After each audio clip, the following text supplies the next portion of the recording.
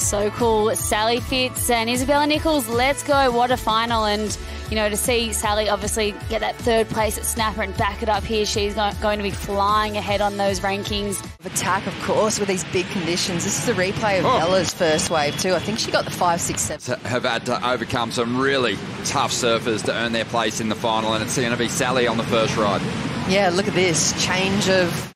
Any day of the week, if the waves are like this, and I think Isabella, we know that she's just got that deadly forehand, and she's really finessed look that. At this. What an entry here from Sally Fitzgibbons, looking to get a score on the board to match it with Isabella Nichols. This wave not as big, so she's going to have to really do some work here on the inside.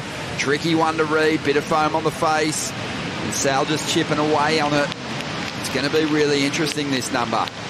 For me, I think the credit's definitely going to go to the surfer who's attacking those bigger sets. And for sure, look at this paddle in. Absolute commitment there by Sally Fitz, and yeah, this wave didn't really have the cupped out nice line to it, but she just worked her way through the foam, I think wanting to get something on the board, but nothing really too big. Just gets the finish here, but she'll be looking for a nice clean wave so she get that lip.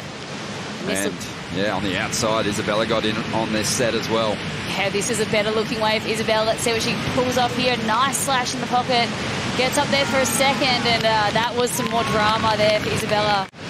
Things are starting to settle in now on this epic finals day. A Bluebird day, big conditions. Sally Fitzgibbons chasing a 6.84 here. Opting to commit to the inside, but this wave, like her last ride, a lot of foam on the face, making it difficult to set a rail turn, and she's going to get mowed down again by the whitewater here. Not really convincing.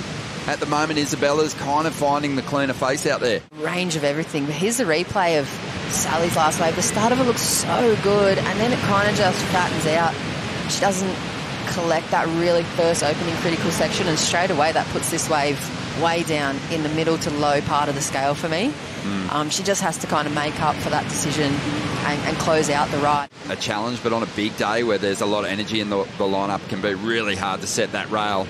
As we get to live action once again on the outside, Nichols up with a good section standing up here, and there is a better belt.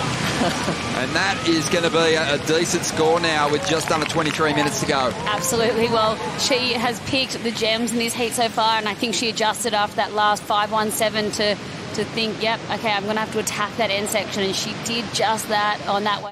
How beautiful is this too? I love even the setup carve. She kind of fades on the takeoff, times the bottom turn, sets up this section, and she sees it walling up. Here it is right here. Big hook into the lip.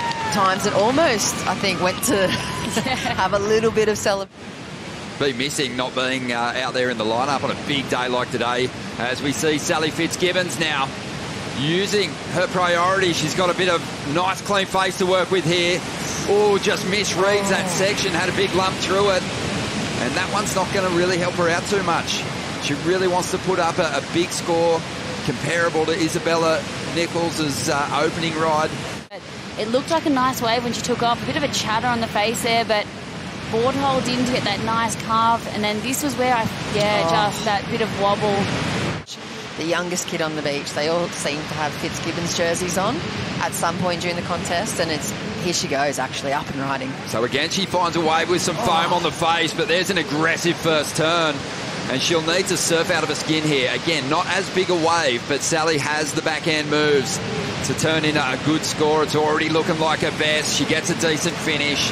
Nice little sequence of moves, and a whole lot of water to deal with, a lot of bump on the face, but riding the rapids beautifully there. It just felt like she let go on this wave, and where she'd been a bit, holding back, she just went into that turn with so much speed, a bit of a speed check, but it got wobbly through here, and she held through it. The wave didn't really look too fancy, but she slashed up into the pocket here and then unloaded there. So getting some nice turns in, not the same drum. And it is going to come to a close with the surfer from the Sunshine Coast, the 25-year-old who was dropped from the CT, turning things around after a poor result on the Gold Coast. Isabella Nichols is the champion here at the GWM Sydney Surf Pro, presented by Bonsoy, and it was a heroic performance, Laura.